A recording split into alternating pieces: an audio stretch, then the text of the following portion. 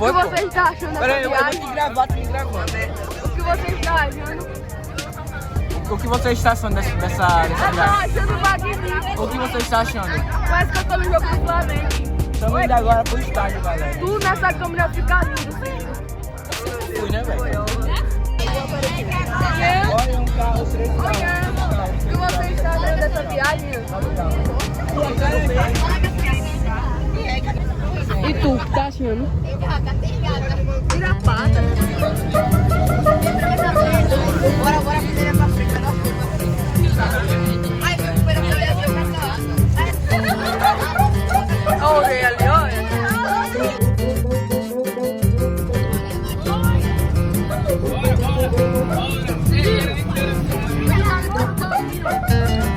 Por um tempo se afastou da poesia, tão longe da alegria, trancou seu coração no porão da nostalgia, sem motivo aparente, esquecendo que o amor sente falta de poder cantar, a voz calada no peito.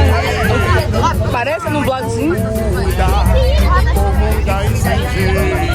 Tem comida aí pra nós? No interior, o instrumento Vai me dar já. pelo tempo empoeirado, corda solta sem poder se encontrar. Mas o destino que me trouxe até você, me mostrando que a vida é pra se viver com alegria, de meio a dançar. Teu pai. As lindas poesias envios pra lhe conquistar. Olha,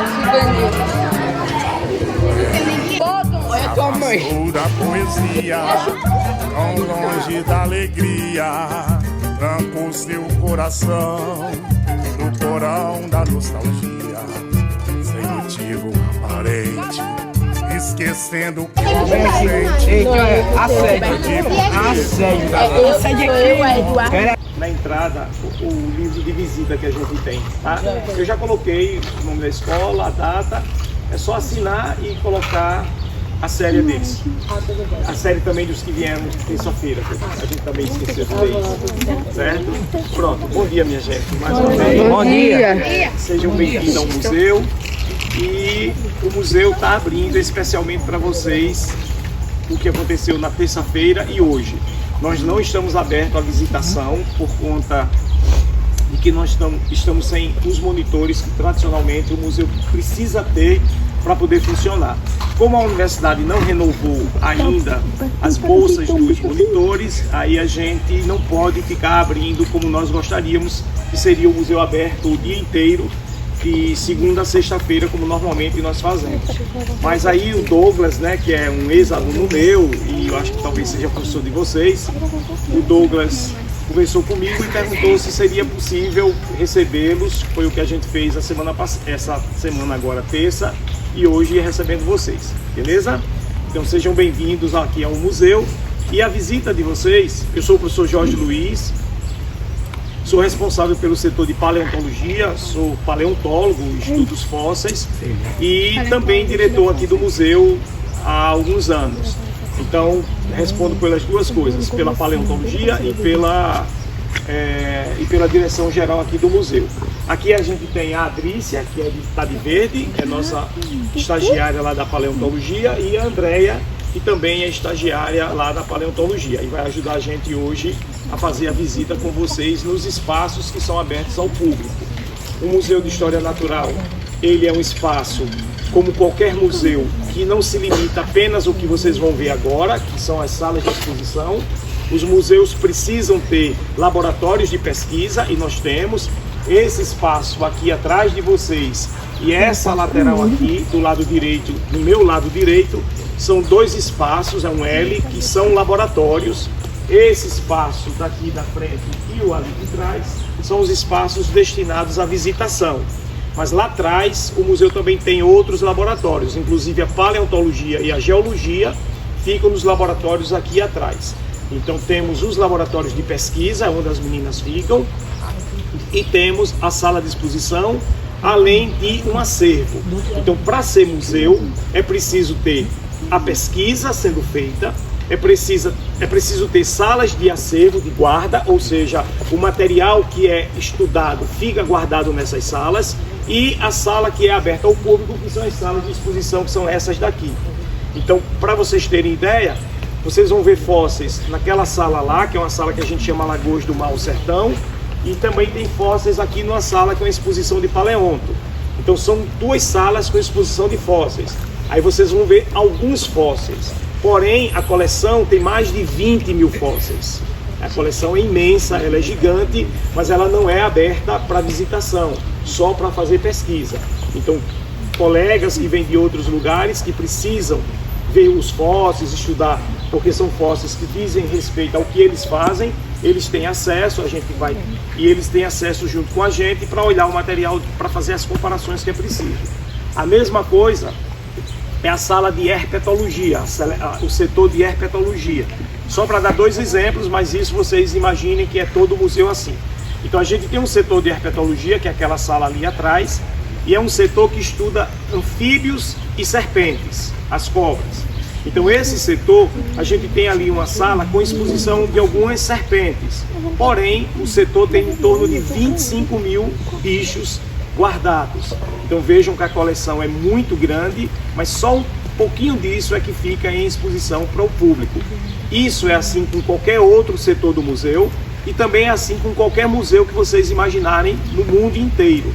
Os museus expõem um pouco daquilo que eles têm sobre a guarda deles. Então, não é tudo que um museu vai expor, é só uma parte daquilo que se tem. Estão entendendo como funciona um museu? Sim. Então é assim que eles funcionam. Então, um museu não é aquela coisa de lugar, se estiver incomodando a chuva, vamos sair daqui da chuva, tá? E vamos ali. Então, um museu, ele não é apenas um lugar de guardar coisas velhas ou coisas curiosas. Os museus são entidades, instituições de pesquisa. Então, o Museu de História Natural, esse que vocês estão visitando, ele tem essa tipologia, a história natural. Mas aqui em Maceió, por exemplo, são 27 museus na cidade de Maceió. Em Alagoas tem em torno de 97 museus. Então temos bastante museus, cada um com um tema diferente. Aí a gente chama esses temas de tipologia. A nossa tipologia é a história natural, que envolve a biodiversidade, fauna e flora de uma forma geral. Aí a gente tem a arqueologia, a paleontologia, a geologia e a antropologia. Então são os segmentos que a gente trabalha na história natural. Aqui pertinho da gente tem o Museu Theo Brandão, que é um museu da universidade também, e o Museu Theo Brandão tem como tipologia peças do folclore e material artesanal do folclore alagoano. Então a gente tem a coleção de material de peças construídas com essa tipologia lá no Museu Theo Brandão. Temos o Museu da Segunda Guerra Mundial, que é um museu muito interessante também, aqui perto. E o Museu da Segunda Guerra Mundial não é da universidade, é do Exército. É um museu que tem uma tipologia falar sobre a Segunda Guerra Mundial. Então, cada museu vai tendo o seu tema, o nosso é a história natural. Beleza? Então vamos começar a visitação. Podem fazer perguntas, fiquem bem à vontade para perguntar, para questionar as coisas. E aí a gente vai sair da chuva e vamos começar a nossa visitação pela primeira sala lá, que é a sala Alagoas do Mar ao Sertão. Então essa sala busca contar um pouquinho do que a gente tem em Alagoas e representar um pouco de cada setor aqui do museu. Beleza? Vamos lá, sair da chuva? Hoje meu viver é mais bonito, pois fiz um samba que é tão forte quanto um grito, e o povo vai cantar. Canto o amor e a beleza da natureza, da gentileza da flor. Canto o carinho dos amigos e a alegria de estar com você, seja onde for, mas hoje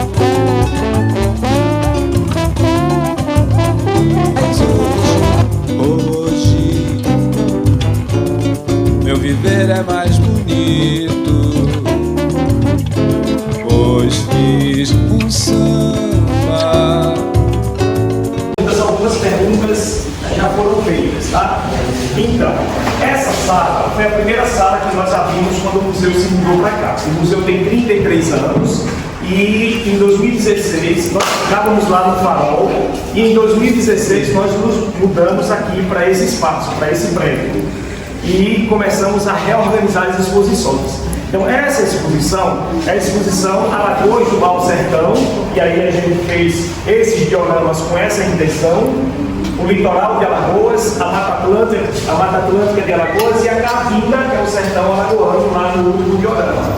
Então por isso a gente chama Alagoas do Baixo Sertão essa sala. E cada setor tem um pouco daquilo que ele faz representado nessa sala. Então o objetivo também dessa sala foi ter os setores, para as suas pesquisas, uma coisa diferente da outra, colocasse aqui um pouco da representação do museu. E, obviamente, de material nessa sala, a gente optou por manter aquilo que a gente encontrou em Alagoas. O museu não só tem material de Alagoas, nós temos material de todo o Nordeste, do Brasil e de outros países do mundo. Porém, essa sala a gente quer manter a temática alagoana, por isso os objetos em exposição foram encontrados aqui em Alagoas. Uma pergunta que surgiu foi sobre como nós fazemos coleta.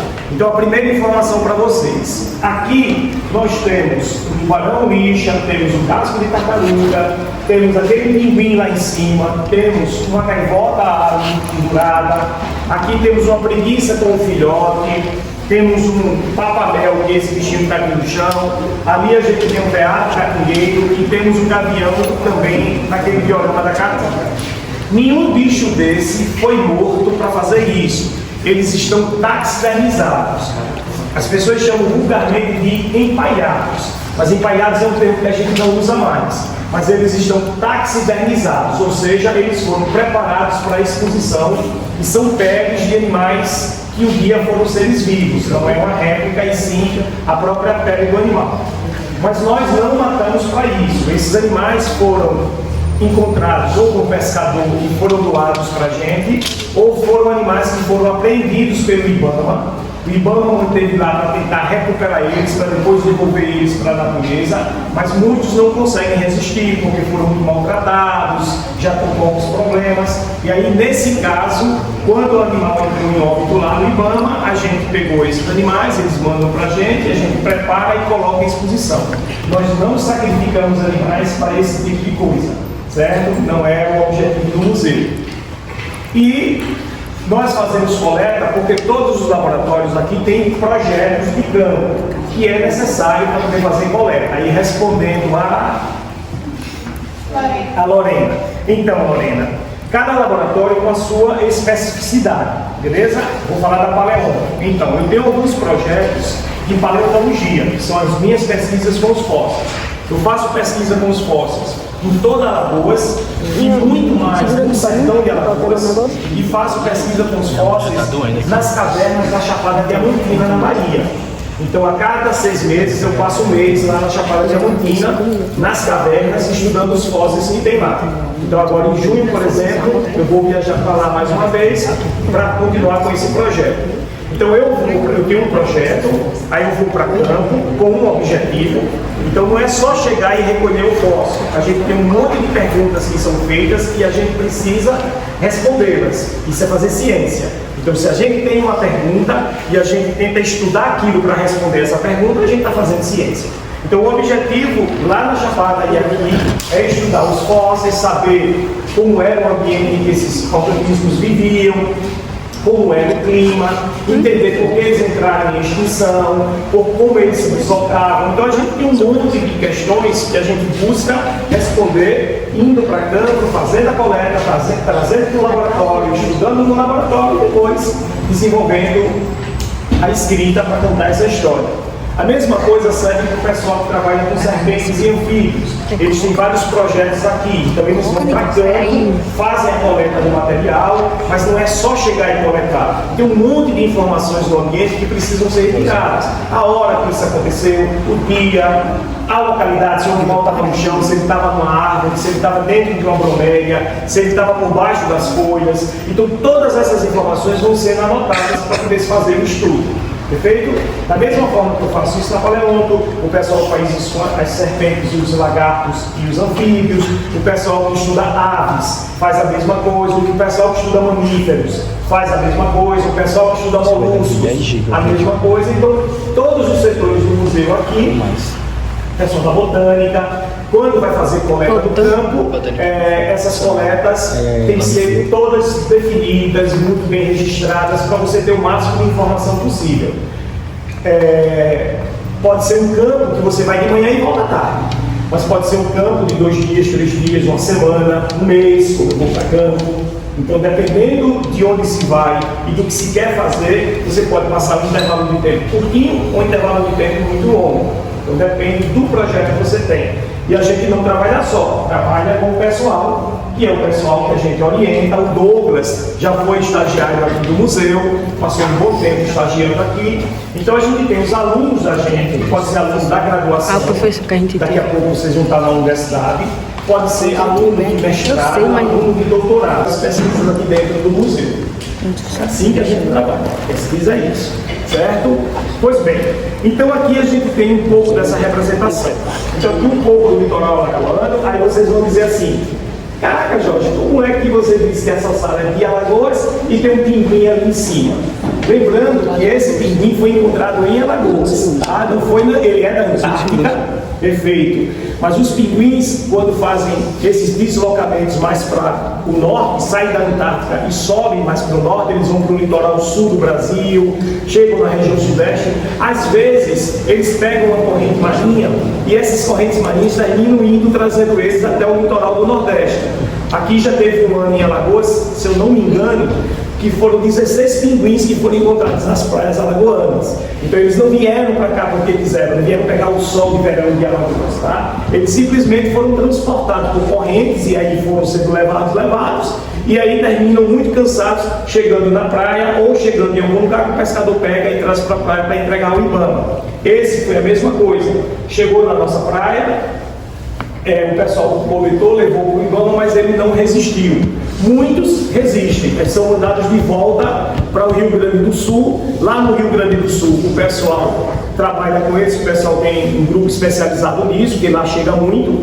Então eles trabalham para recuperar os bichos, aí depois que eles estão recuperados, são colocados de volta no mar para voltarem para a Antártica, certo?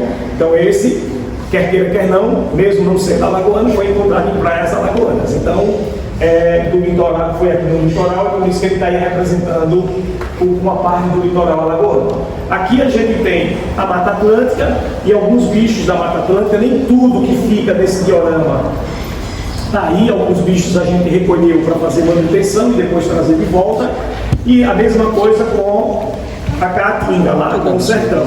Alguns bichos foram recolhidos, depois voltam para lá para compor aquele cenário, que a gente chama de diorama. São peças em exposição com o cenário de fundo. E nessa sequência daqui, a gente tem o seguinte: temos uma pelvis, a cintura de uma preguiça gigante. Essa preguiça chegava a 6 metros, isso era um Eremotego laurelardi, aqui de Alagoas, é claro.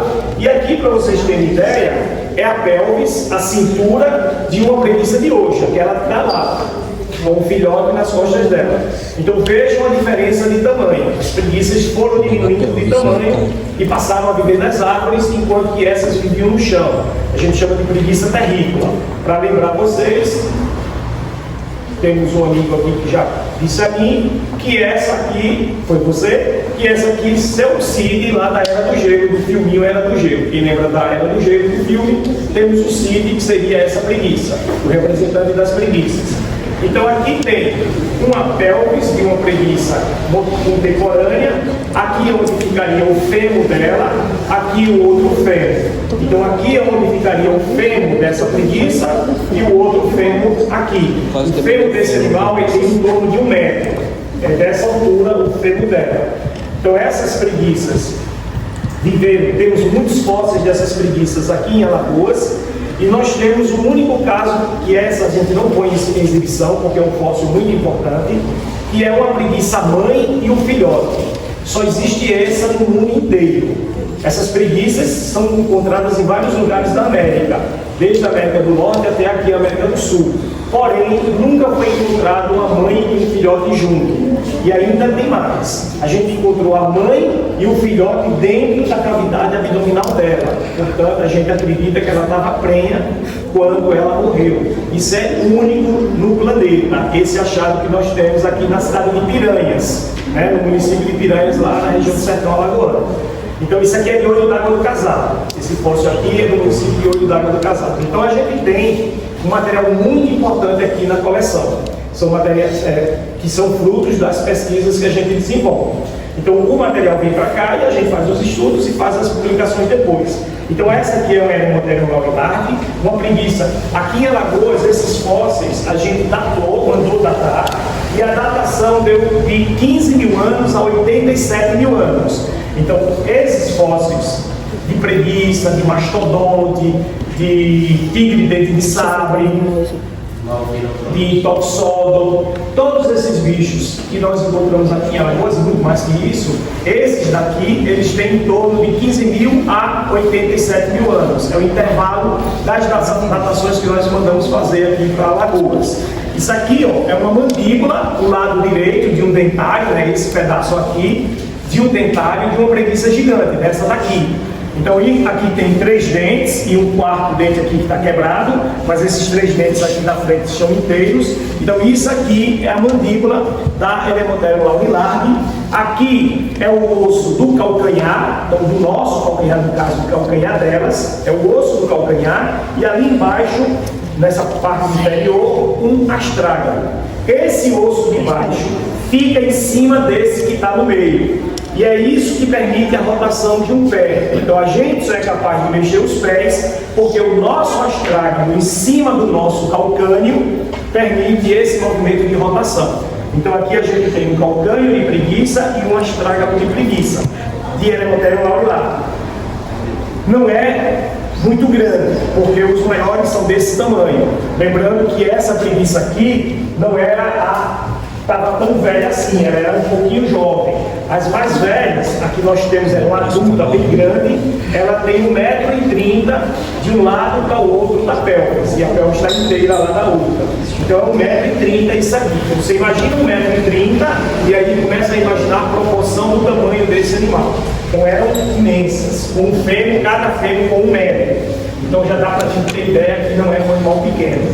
Aqui a gente tem um pouco da representação da geologia, e aí nós colocamos as rochas que são divididas em 3 grupos: rochas ígneas, que são as rochas de origem magmática, né? Aquelas rochas que vêm da lava, vêm do magma de um vulcão ou do interior do planeta.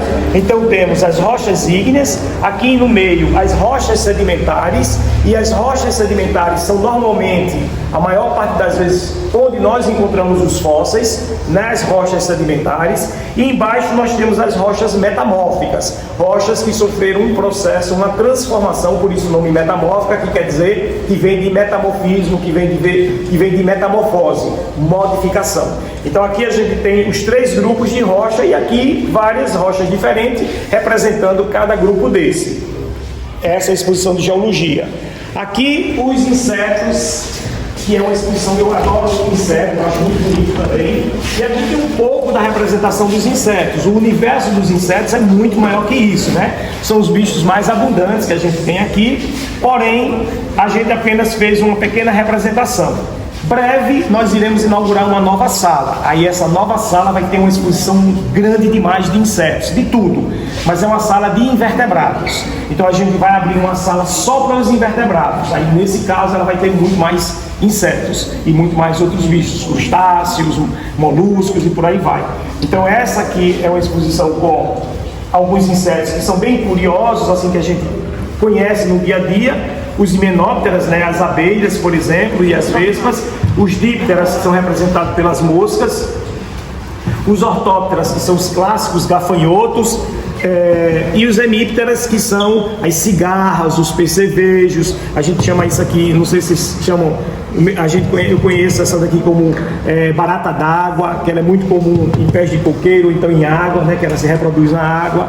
Então aqui a gente tem uma representação de insetos que as pessoas tendem a conhecer com mais frequência, apesar de que nós temos os insetos raríssimos, belíssimos, que vão ficar nessa nova exposição. Aí as pessoas vão ver o que normalmente não encontrariam na casa da gente. Um pouco da história dos moluscos alagoanos, e a gente normalmente na praia está muito acostumado a ver as conchinhas pequenas, aquelas conchinhas mais comuns, mas vejam a diversidade de moluscos do estado de Alagoas. Olha que concha linda essa daqui. Então esses moluscos são encontrados no nosso litoral, mas normalmente não são encontrados perto da praia, onde a gente normalmente está acostumado a ir. Eles são encontrados em áreas um pouco mais profundas. Então é por isso que a gente não está habituado a vê-los com frequência.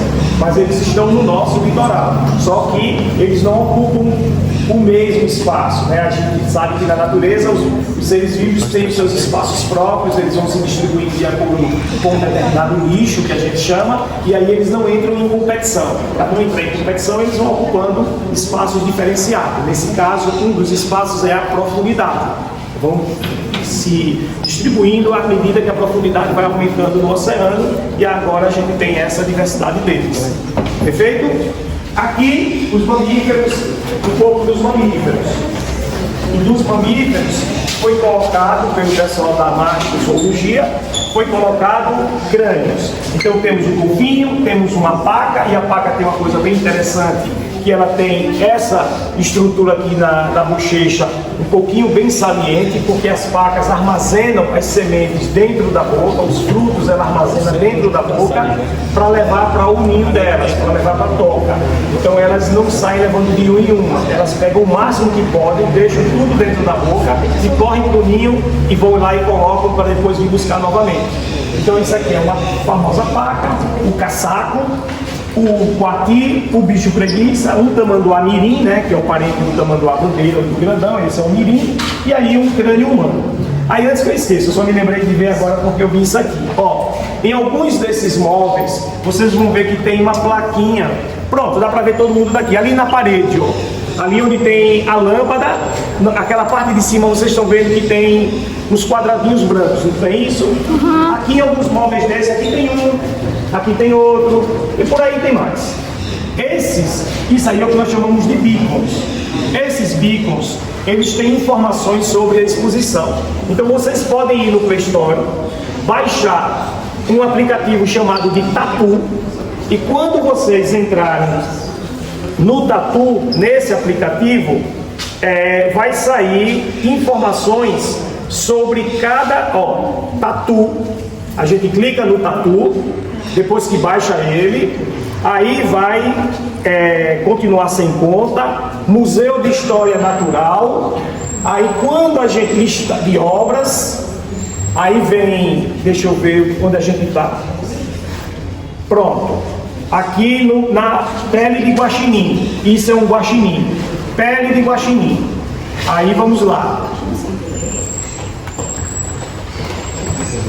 Pele do guaxinim ou mão pelada. A pele de guaxinim está esticada sobre um feltro preto dentro de um musculario vertical que tem duas pontas de vidro de coelho. A pelagem do animal é felpuda, marrom com manchas beges e em tons de marrom mais escuro pela extensão da pele. Possui orelhas curtas, uma mancha negra ao redor do local dos olhos que lembram uma máscara. O focinho é curto e pontudo, tem poucos pelos brancos, longos e finos que formam o bigode. Possui cauda felpuda com listas escuras conhecidas por anéis. As pernas são curtas e finas. Uma placa de acrílico com informações que constam no áudio-guia desta obra. Aí, ó. Áudio-guia. Guaxinim ou mão pelada. O guaxinim ou mão pelada é um mamífero bonito que se alimenta de crustáceos, frutos, pequenos animais e até carnes. São muito inteligentes e bagunceiros e podem viver em roubos de árvores ou no fogo de casas. Esses animais são mais ativos pela noite e apenas atacam quando ameaçados. Pode ser encontrado em todos os biomas brasileiros, preferindo ambientes próximos a cursos d'água, rios, riachos e lagoas. Uma característica peculiar é que o guaxinim tem o costume de molhar e ficar apalpando seu alimento antes de comer. total de ambiente encerrado. Pronto. Então, isso tem todos os... Onde vocês encontrarem algum objeto aqui, esse beacon, né, que é esse equipamento, quando você aproxima o celular, ele vai dar as informações a respeito do objeto que você está vendo. Então, vocês podem fazer isso para visitar o museu em outro momento também. Hoje a gente está conversando, mas vocês podem fazer isso. No dia 7 de maio, portanto, de domingo agora a 8, o museu está completando os 33 anos e nós vamos abrir no domingo com uma festa aqui no museu. Então, no dia 7, o museu vai abrir de 9 da manhã às 5 da tarde. Aí vocês podem vir com o pai, com a mãe, com o irmão, com o tio, com a avô, com a avó, com a família, com os amigos. É um dia de festa. Vai ter jogos, vai ter exposições diferentes, vai ter palestra, vai ter todo tipo de atividade, pipoca, vai ter aquilo que se comemora no aniversário, vai ter um bolo no fim. Então, no dia 7, a gente está aberto e vocês podem vir com a família, é um dia de domingo, para visitar o museu, é aberto, é de graça, como vocês sabem, e podem vir se divertir aqui no domingo também, beleza? Caso queiram. Então vamos terminar aqui.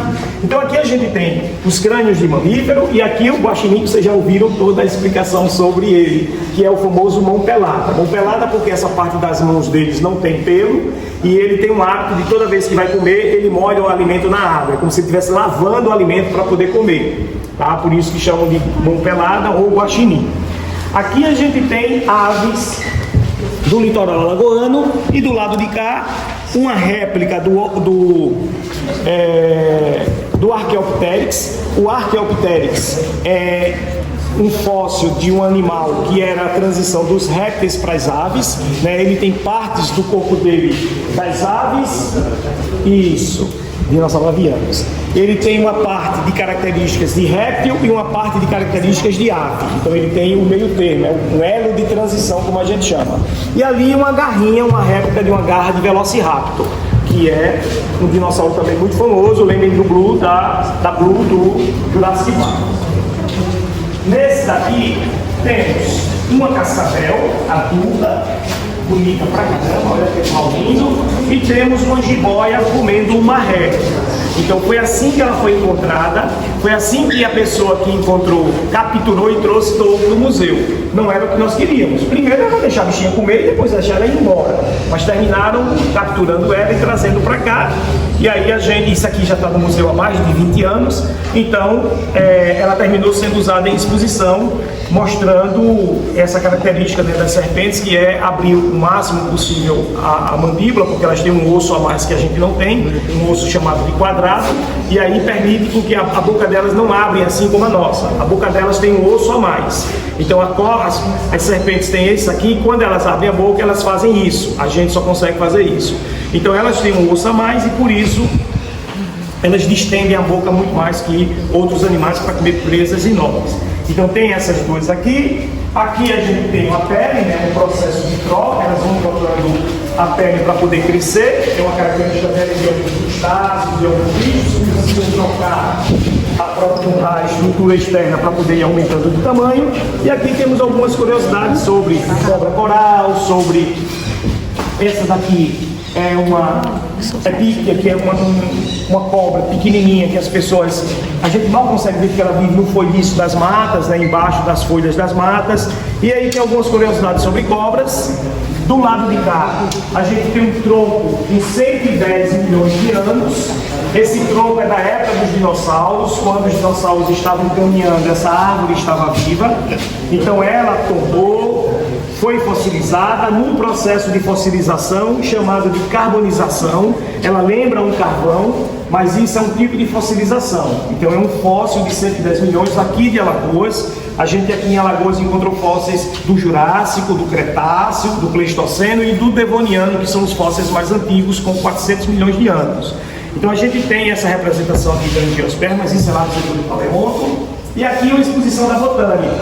Muitas cidades têm nome de rio, nome de gente, nome de bicho, nome de de feição geológica, geomorfológica, e muitas cidades têm nome de planta.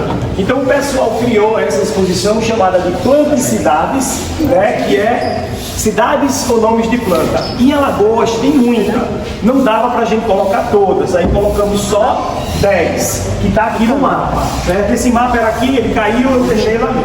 Então só 10 cidades. Aí tem aqui, ó, Coqueiro Seco, Murici, Cajueiro, Junqueiro, Coité do Noia, Arapiraca, Craíbas, Olho d'Água das Flores, Pariconha e Piaçabuçu. Tem muito mais que isso. A quantidade de cidades alagoanas com nomes de plantas, de árvores, é muito grande. E aí a gente mostrou um pouco dessa representatividade. Arapiraca, tão famosa, que é a segunda cidade maior aqui do estado de Alagoas, a segunda maior cidade de Alagoas, é o nome de uma planta. Para a gente lembrar que Arapiraca, inclusive, é uma planta da caatinga, né? Vem bastante na caatinga. Então a gente tem essa representação aqui. Aqui nós temos o material da arqueologia, é uma urna funerária, alguns já viram isso, e encontramos um esqueleto de 3.000 anos aqui dentro, o esqueleto está guardado. Era um costume de alguns povos, eles enterravam seus parentes, e depois de um ano, mais ou menos, eles retiravam o esqueleto do local em que ele foi enterrado, colocavam dentro dessas urnas e enterravam novamente. Então a gente tem o que a gente chama de enterramento secundário. O primário é colocar lá no lugar. Aí depois retirar e botar dentro de uma urna e colocar de novo no local enterrado é um enterramento secundário. Então isso era um costume de muitos povos antigos. Aqui é uma urna de uma etnia extinta. Essa etnia de povo que viveu aqui não existe mais, é um chamado de Aratu, tradição Aratu. São os povos da tradição Aratu, que nós acreditamos que foram extintos, começaram a ser eliminados pela presença do Tupi-Guarani. Quando o Tupi-Guarani começou a povoar o nosso litoral, o Tupi-Guarani era um povo muito guerreiro, muito arisco, e eles foram dizimando os povos mais calmos. Então os Aratu viviam no litoral. E aí o Guarani, o Tupi-Guarani foi chegando no litoral, foi expulsando a tradição Aratu para o interior. E aí no final a tradição Aratu já estava desaparecendo, aí chegaram os portugueses, aí acabaram com toda essa etnia. Então os povos Aratu, né, a gente não usa o plural, para falar de etnia tem que ser o singular. Então os povos da tradição Aratu foram extintos inicialmente pela presença de outros povos e depois pela colonização. Então hoje o que se tem é apenas vestígios dessas populações que habitaram. Aqui em Alagoas a gente tem muito material Aratu, lá no município de Limoeiro de Anadia, próximo ali a Arapiraca. Tem muito material, muitas urnas funerárias, muito material desse tipo. Certo? Bem, eu acho que a gente conseguiu fechar essa sala, e aí vamos respirar um pouquinho, que aqui já está quente, na outra sala. Diga aí. Para saber, para sentir uma espécie parente de outra, como é que vocês fazem? Então, hoje a gente faz sequenciamento por DNA. Tá? A melhor forma de você saber grau de parentesco é sequenciando o DNA. Então o DNA hoje dá um monte de respostas para a gente. Morfologia, análise morfológica, fisiológica, era o que a gente usava. Perfeito?